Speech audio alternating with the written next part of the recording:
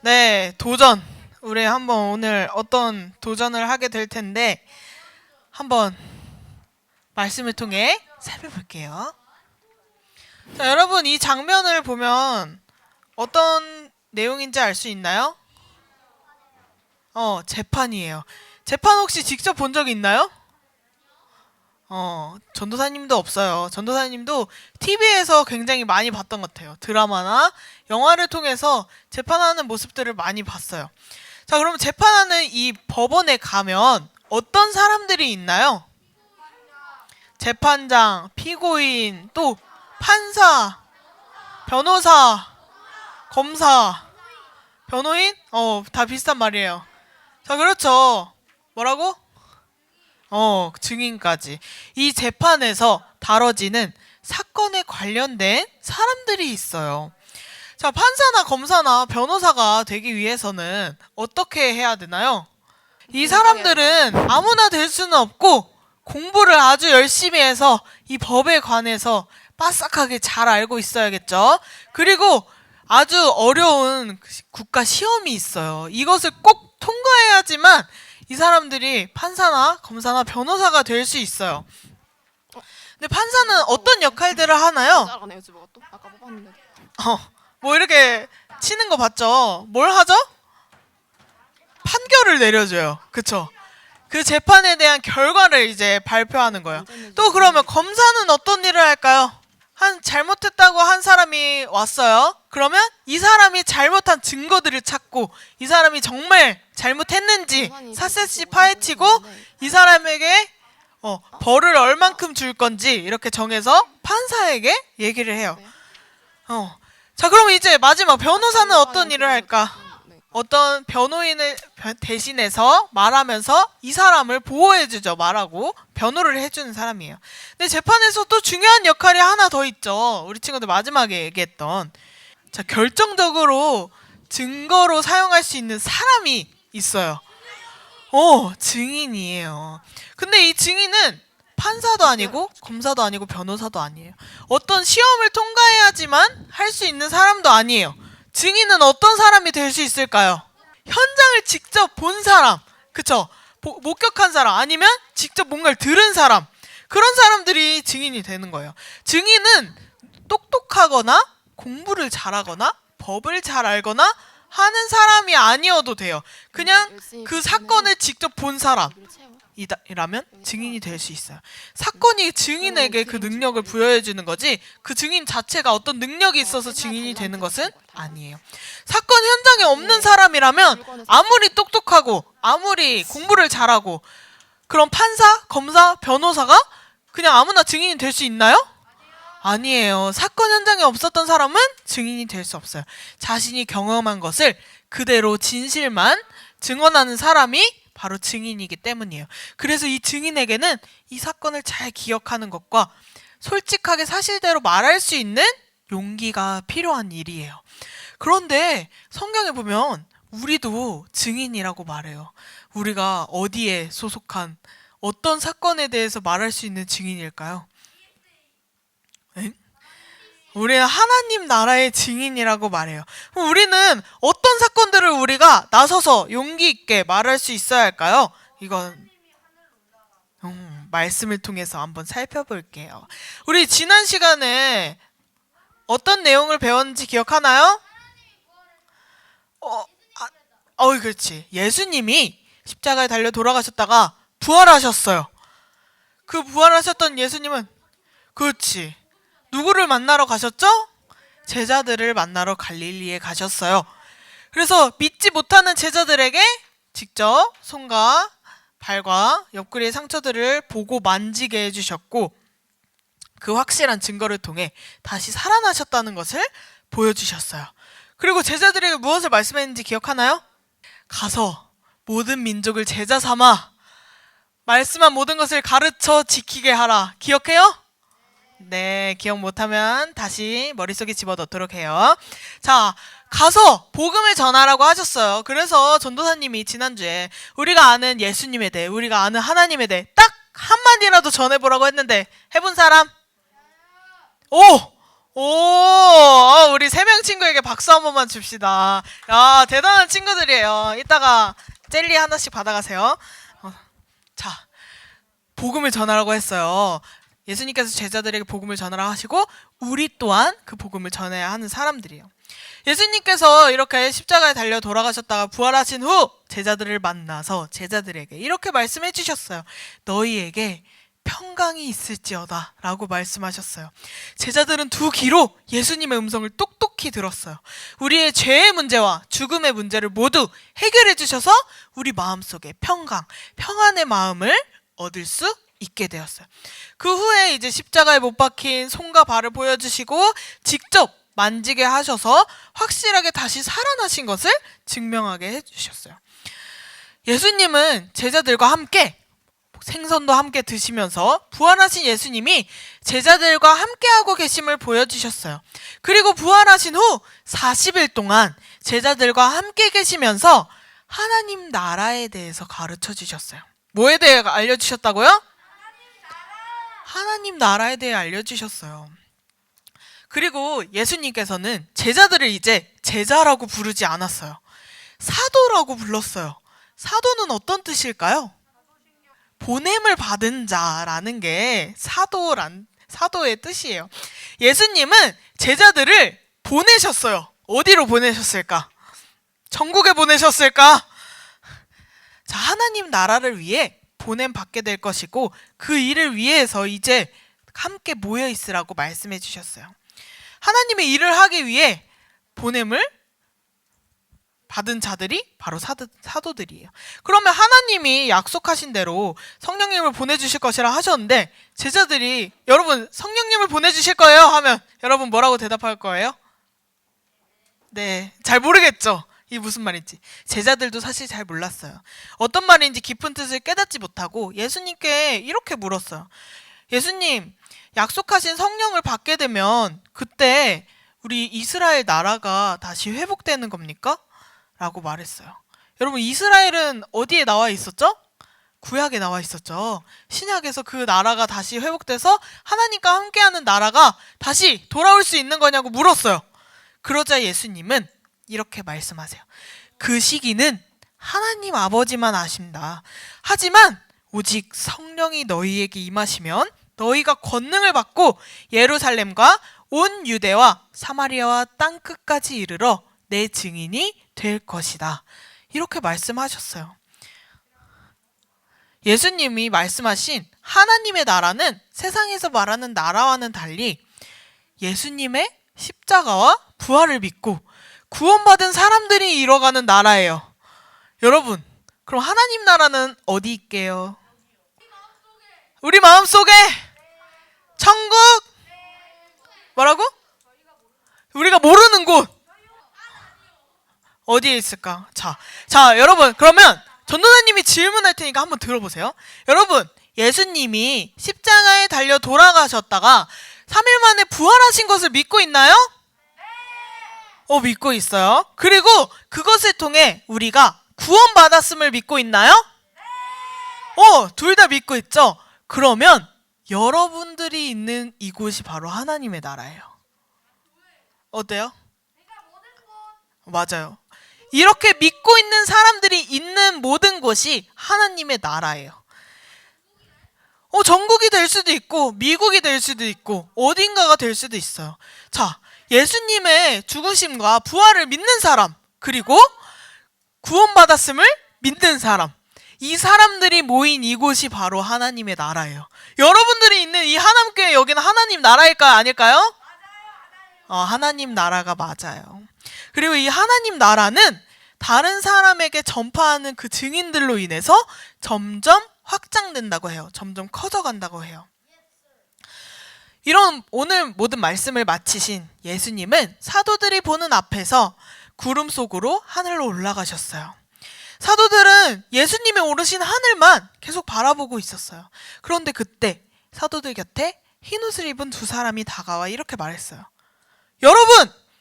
왜 하늘만 바라보고 계십니까? 주님은 당신들이 두 눈으로 본 그대로 다시 이 땅에 오실 것입니다. 라고 말했어요. 흰옷을 입은 두 사람은 누구였을까요? 그렇지, 하나님 말씀을 전하는 천사들이었어요.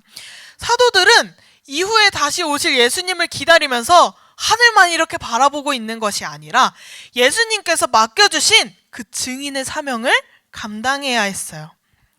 예수님은 하나님의 나라가 예루살렘에서 시작해 땅끝까지 이르게 된다고 말씀하셨어요. 이 말씀을 전하는 사람이 바로 증인이에요. 어떤 사람이 증인이라고요? 하나님 나라가 예루살렘부터 시작해 땅끝까지 이르게 한다는 그 말씀을 전하는 사람. 짧게 하면 하나님 나라를 전하는 사람이 되겠죠. 그 사람이 바로 증인이에요. 이 세상을 구원하시기 위해서 사도들에게 먼저 말씀을 가르쳐 주셨고, 그리고 사도들을 이 세상의 증인으로서 보내신 거예요. 그래서 제자들은 예수님이 다시 오실 때까지 그 복음을 전하는 명령을 수행해야 해요. 그래서 이 사도들을 우리가 증인이라고 부를 수 있어요. 그런데 사도들뿐만 아니라 여기 앉아있는 우리 친구들도 예수님의 증인이라고 말해요. 근데 보면 사도들은 예수님께서 돌아가시고 부활하시고 또 다시 하늘로 올라가신 것까지 보고 직접 명령을 받은 자들이에요. 그래서 증인이 될 수 있어요. 우리 아까 증인은 어떤 사람이라 그랬지? 그렇지만 증인은 직접 그 사건을 보고 경험한 사람이라고 했어요. 근데 우리가 어떻게 예수님의 증인이 될 수 있을까? 들었으니까? 믿고 있기 때문에 그것을 우리가 어떻게 믿었는지를 알아야 해요. 우리가 이 놀라운 일을 직접 보고 경험하지 못했어요. 그런 우리를 위해 예수님께서는 성령님을 보내주셨어요. 성령님이 뭔지 혹시 기억해요? 성령님이 누구시죠? 예수님, 성령님, 하나님, 맞아요. 세 분이 한 분이신데 성령님은 어떤 분이시냐? 우리 마음속에서 말씀하시는 하나님이에요. 우리 곁에는 지금 예수님이 없지만 마음속에 성령님이 계셔서 우리가 성경을 읽으면 이 사실들을 믿을 수 있고, 또 이것을 읽으면 우리 마음속에 말씀이 기억나도록 도와주시는 분이 바로 성령님이에요. 우리가 성령님이 계시기 때문에 기록된 성경 말씀을 믿을 수 있고 예수님이 내 마음속에 주인이시라는 것을 고백할 수 있는 거예요.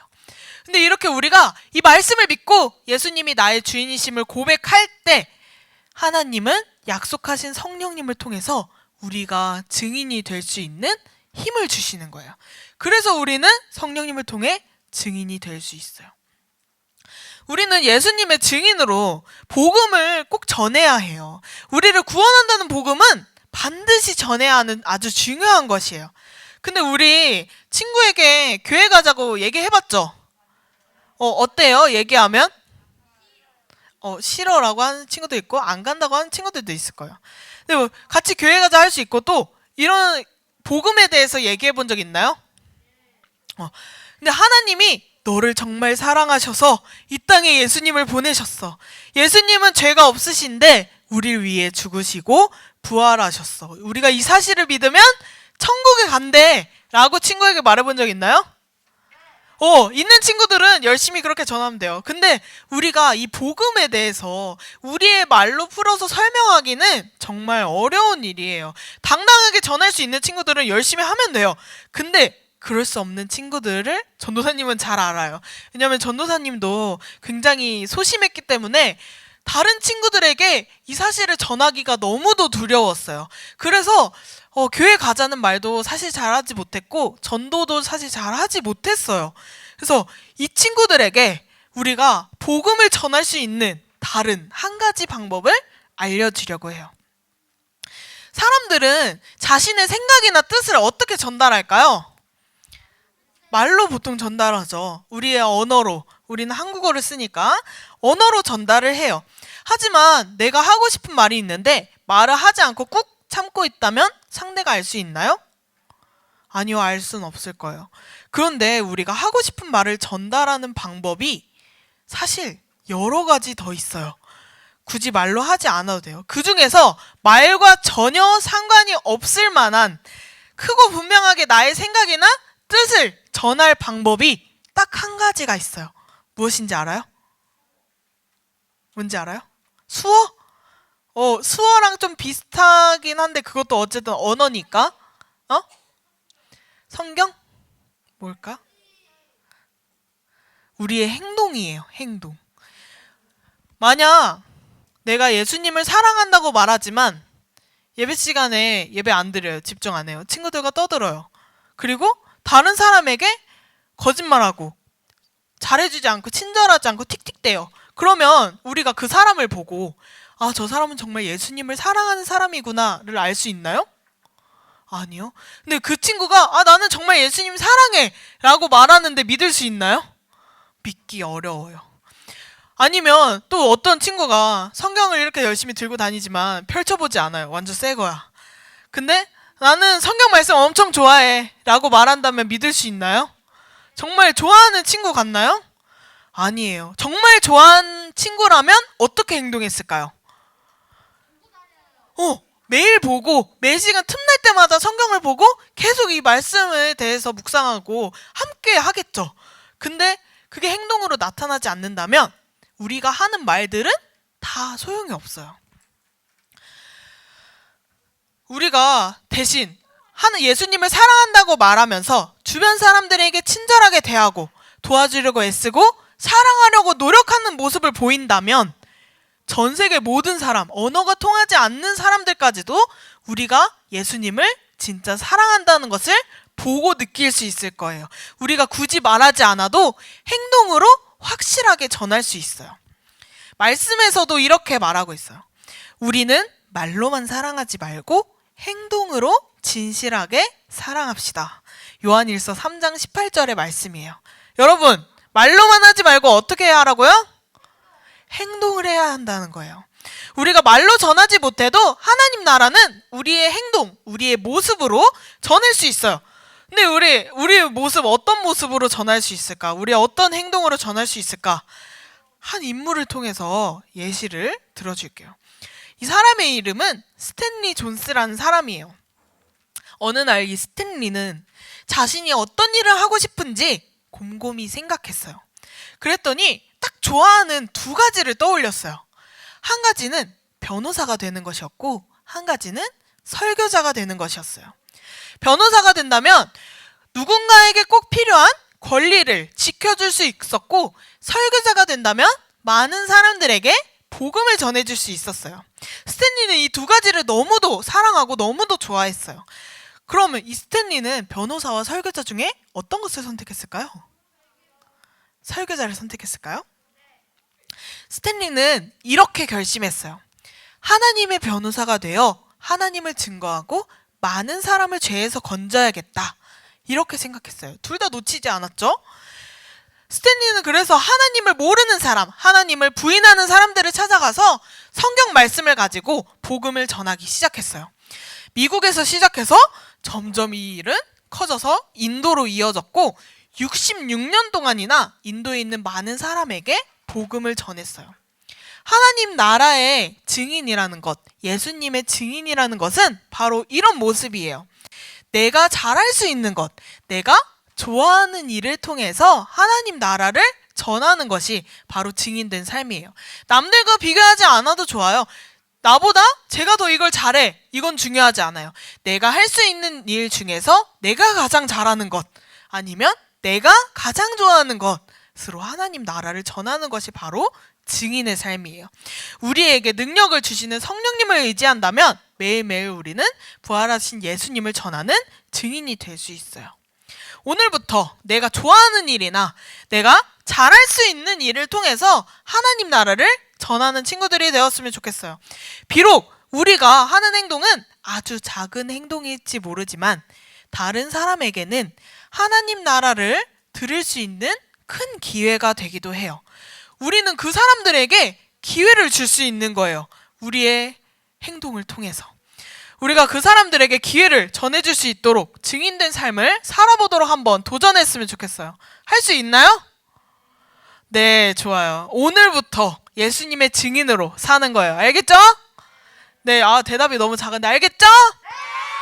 좋아요. 하나님께서 정말 사랑하시는 우리 소년부 친구들이 이 세상에서 하나님 나라를 전하는 증인들이 되기를 예수님의 이름으로 축복합니다.